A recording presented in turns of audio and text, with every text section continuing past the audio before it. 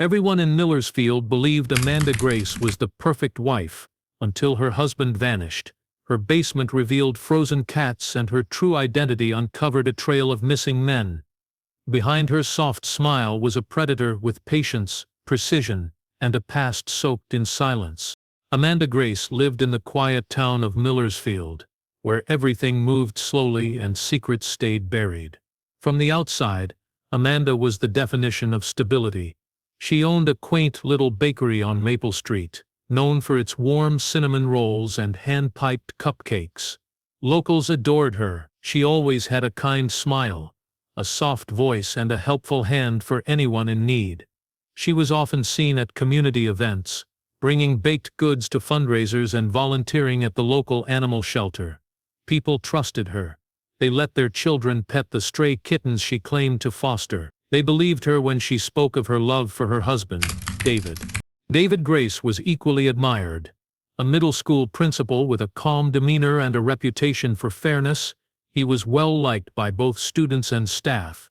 Together, Amanda and David were the couple others looked up to, polite, generous, seemingly in love. They lived in a well-kept two-story house near the park, where Amanda tended to roses in the front yard, and David was seen mowing the lawn every Sunday. It was the kind of life people admired. But behind that polished surface, something darker was slowly unfolding. In private, Amanda was not the warm woman Millersfield believed she was. She was meticulous to the point of obsession. She kept detailed notebooks hidden in her study logs of David's schedule, phone calls, bank transactions, and even his sleep patterns. She tracked his mood swings, his dietary habits, and his online activity. Amanda believed in control. She needed it, and she kept it with an iron grip hidden under soft pastel sweaters and floral aprons. David, once full of life and ambition, had grown quieter over the years. His eyes often looked heavy, as if burdened by something he couldn't say out loud. At school, he began taking more sick days. Neighbors noticed he rarely smiled anymore, and when he did, it seemed rehearsed. Some chalked it up to burnout. Others whispered that Amanda might be too controlling, but no one said it aloud. It felt wrong to suspect someone who showed up at charity events with homemade cookies and rescue cats. Amanda's past was a mystery. She had told people she grew up in a small town on the East Coast, that her parents had died young, and she had no siblings. There were no visitors from her side of the family, no old friends from childhood who ever dropped by. The story never changed, and no one thought to question it.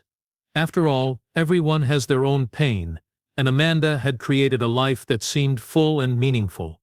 But hidden beneath the sweetness was something rotten. Late at night, when the lights were off and the town was asleep, Amanda often stayed awake. She moved through the house silently, checking locks, peering out windows, rereading her notebooks.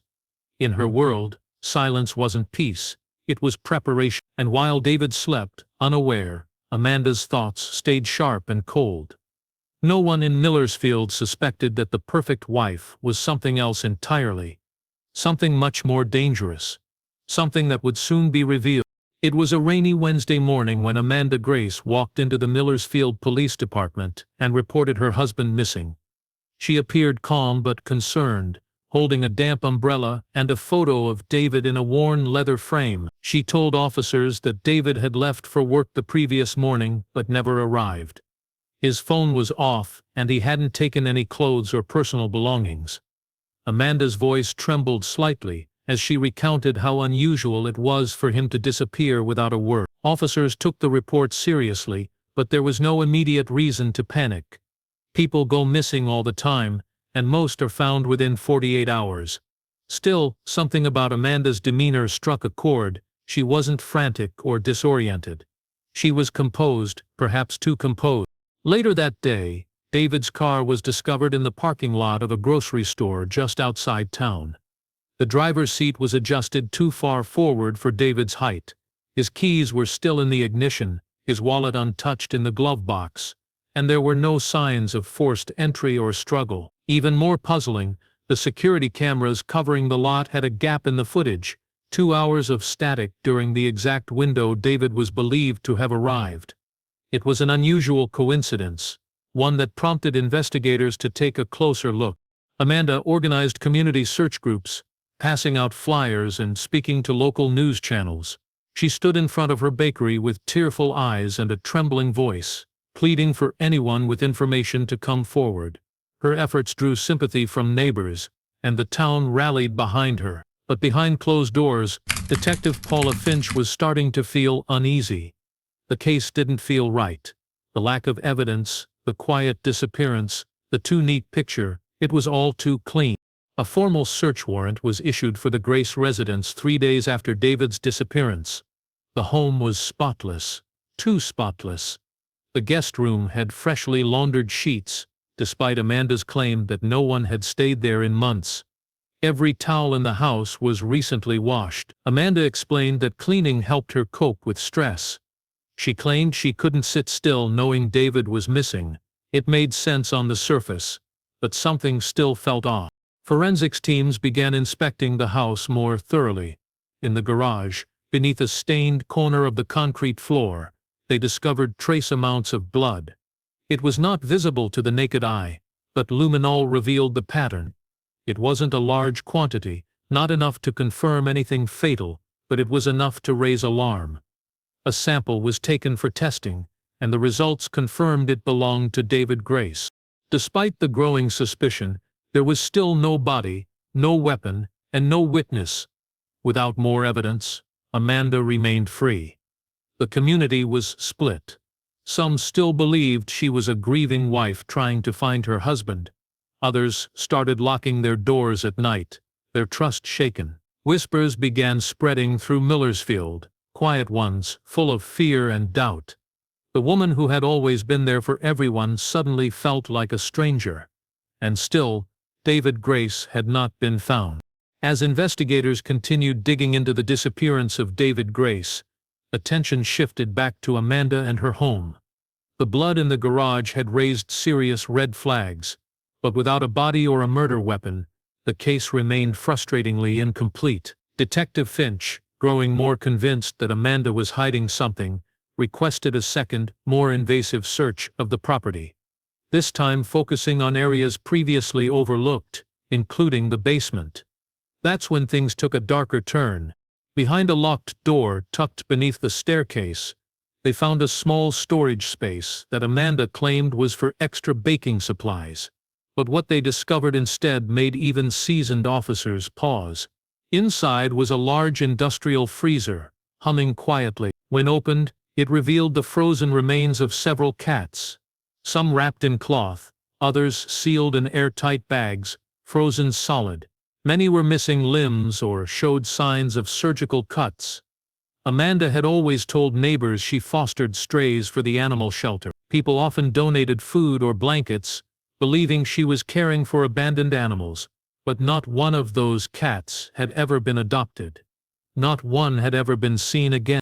What had seemed like harmless eccentricity suddenly looked like calculated cruelty. The discovery cast a new, sinister light on Amanda's character. But it wasn't just the animals that raised concern. In the same storage area, police found shelves lined with veterinary tools, scalpels, syringes, jars of chemicals, and handwritten notes on anatomy. Some notes included diagrams of internal organs, both feline and human. There were also jars containing what appeared to be preserved tissue, though tests would later confirm they were non-human. Still, the implications were deeply disturbing. Then came the most chilling find. Inside a hollowed-out taxidermy dog, carefully sewn along the underside, detectives found a hidden compartment. Inside it was a gold ring, David's wedding ring. Amanda had claimed David always wore it, even in bed. She had even shown pictures of him wearing it to police. Yet here it was, deliberately hidden in the last place anyone would think to look. When asked about it later, Amanda said she had no idea how it got there. She suggested David may have taken it off before leaving and misplaced it. But the explanation didn't hold. Why would it be inside a sealed dog carcass? Searches of Amanda's computer revealed a dark digital trail. Her internet history was filled with queries like how to make a body disappear, fast-acting poisons undetectable in autopsy, and how to erase surveillance footage. She had also researched the effects of ketamine and potassium chloride, both used in veterinary practice but potentially lethal in high doses. The timestamps on these searches began months before David disappeared. Though the evidence continued piling up, there was still no direct link to David's fate. The freezer contained no human remains. The ring's presence was suspicious, but not incriminating on its own. The internet searches were troubling, but not illegal. Amanda remained outwardly calm, maintaining her innocence and telling the media she was being targeted because she was different. But beneath her composure, something unspoken lingered, something waiting to be uncovered. The pieces were forming a picture, but the most vital one was still missing. Where was David Grace? With mounting evidence and no sign of David Grace, Detective Finch expanded the investigation beyond Millersfield. Amanda's odd behavior, the hidden wedding ring, and the gruesome basement discoveries all hinted at a far more complex story. Something about Amanda felt rehearsed, like someone who had lived through this before and knew exactly how to play the grieving wife. When Finch requested Amanda's birth certificate, there were records were missing, and her name didn't appear in any database before her move to Millersfield 6 years earlier. That's when the breakthrough came. A single fingerprint lifted from one of Amanda's old baking pans matched an archived police record from another state, North Carolina. Her real name was Lillian Crow. Lillian Crow had once been a suspect in the 2011 disappearance of her husband, Mark Crow, in the small town of Eastbridge, North Carolina. Much like David, Mark was well respected in his community. A software engineer with no known enemies, he vanished one summer evening without a trace. His car was found abandoned near a nature trail. His phone and wallet were left inside. The case was heavily investigated, but without a body or signs of foul play, no charges were filed. Lillian told the authorities at the time that Mark had become distant, depressed, and likely left on his own. Her calmness back then had been striking, eerily similar to the Amanda Grace seen on local news stations today. Detective Finch requested the original case file. Inside she found unnerving parallels. In Eastbridge, neighbors had mentioned that Mark seemed tired and withdrawn in the weeks before he disappeared. Just like David, Lillian had claimed to volunteer at an animal shelter, though no shelter had ever confirmed her involvement. And most notably, Mark's wedding ring had never been found. The lead investigator on that case had marked the file cold after 6 months. Now Finch saw it for what it was: unfinished. Archived surveillance footage from a hardware store 2 days before Mark's disappearance showed Lillian buying a power saw, rolls of plastic sheeting, and several gallons of industrial cleaning fluid. At the time she told police she was renovating their basement. No renovation was ever found, and just like with David, the timing of the surveillance camera malfunction outside their house the night Mark vanished was dismissed as coincidence. Armed with this new information, Finch brought the case to a task force that specialized in cold case homicides. The profile emerging was chilling: a woman who assumed new identities, moved to small towns, and blended in as the perfect neighbor. Then her husband's vanished. Still, the legal path remained fragile. Both cases lacked a body, and though the evidence was deeply suspicious, it wasn't definitive. The legal system requires proof, and Lillian, now Amanda, knew how to stay just on the edge of suspicion. Her new identity had shielded her for years, but now that mask was beginning to crack. The past she had buried was rising to the surface, and for the first time in her carefully controlled life, Amanda was running out of places to hide. Weeks passed with no new breakthroughs, and the town of Millersfield remained on edge. Amanda Grace, once seen as a pillar of the community, had become the town's most whispered-about figure. The bakery stayed closed, its windows dark and lifeless. Rumors spread like wildfire. Some believed she had killed her husband and fed him to her cats, while others insisted she was being framed. Amanda was still out on bail, moving through town with a blank expression. Her once friendly presence now met with cold stares and quiet avoidance. But inside the police department, the investigation was far from over. Detective Finch continued combing through every inch of Amanda's past. Nothing was off limits. She revisited statements from former coworkers, neighbors, even old customers from the bakery. That's when a former part-time employee came forward, someone who had worked a summer shift the year before David's disappearance. He remembered Amanda asking him to help unload several bags of garden soil behind the bakery. At the time, he thought it was strange. Amanda didn't keep any flower beds, and the area behind the bakery was nothing more than cracked pavement and weeds. But when he asked what the soil was for, Amanda simply smiled and said, "Composting." That tip prompted a full excavation of the narrow strip of land behind the bakery. A team arrived early one morning with shovels and cadaver dogs. The area had been disturbed and covered in fresh cement months earlier, hidden behind a stack of crates. Within hours, a foul odor began rising from the ground. Beneath a shallow layer of soil, they found plastic sheeting tightly wrapped around a human body. The decomposition was advanced, but the dental records confirmed what they feared. David Grace had been buried there, just steps away from where Amanda sold blueberry muffins and sugar cookies.